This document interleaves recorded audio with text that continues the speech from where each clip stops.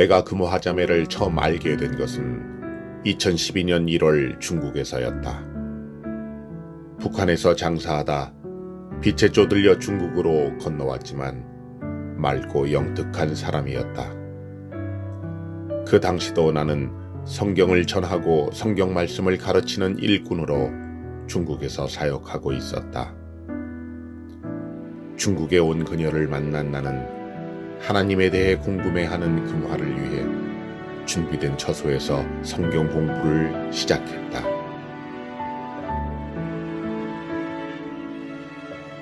내가 금화 자매에게 사람이 어떻게 만들어졌나 하고 물으면 원숭이가 사람이 됐지 않습니까?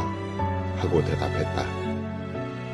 그러면 그게 아니라 천지를 만드신 하나님이 사람을 만들었다고 설명을 하면 똑부러진 성격의 그녀는 정말 그런 것 같습니다 라며 신기하게도 의심 없이 하나님의 존재를 순수하게 받아들였다.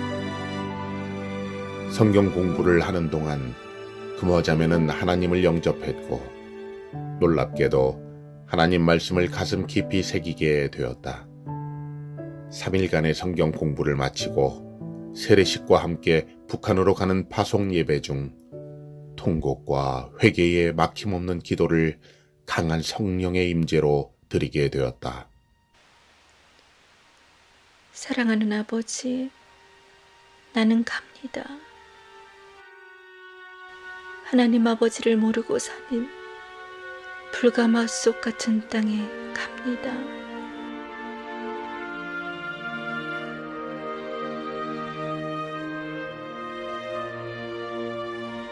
무서운 감옥도 죽음도 두렵지 않습니다. 나는 압니다. 저희 친구들이 하나님 모르고 죽어가고 있는데 나만 살겠다고, 동생 찾았다고 여기에 눌러 앉는다면 하나님 아버지 딸 아닙니다. 북한 땅 방방곡곡 다 밟고 다니며 하나님께 기도할 것입니다.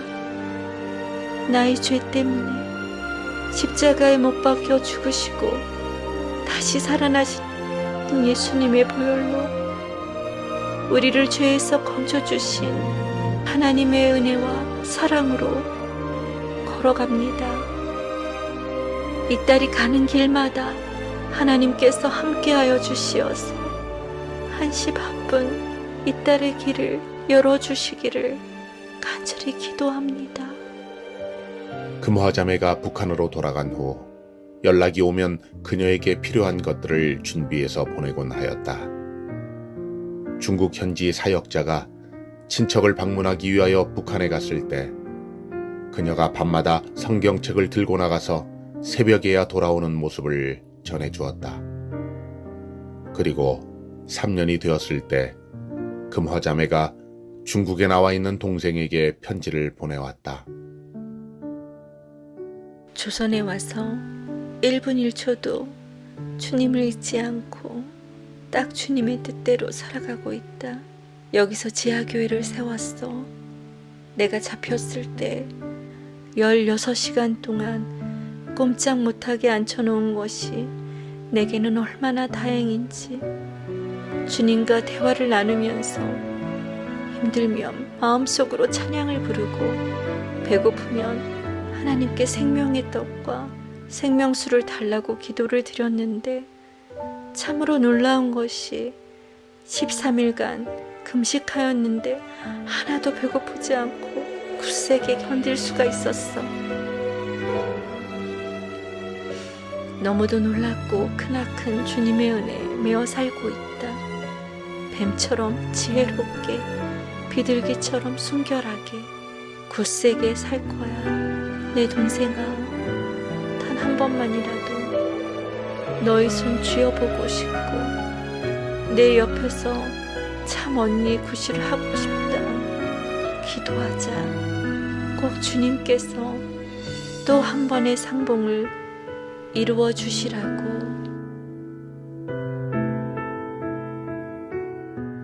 금화자매가 북한에서 보낸 마지막 편지이다.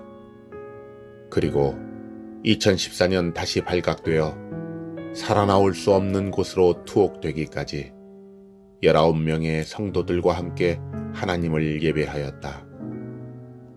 나올 수 없는 곳으로 갔다는 소식을 듣게 된 이후 금화 자매에 대한 어떠한 소식도 나는 듣지 못했다. 5년이 지난 2019년 9월 북한에서 보낸 편지 한 통이 인편으로 나에게 전해졌다. 함경남도 15호 교화소에서 금화 옥사라고 쓴 편지글은 이렇게 이어졌다. 2019년 9월 15호 관리소에 금화 자매가 수감되어 있음을 안 금화 자매의 딸이 어렵게 찾아갔다.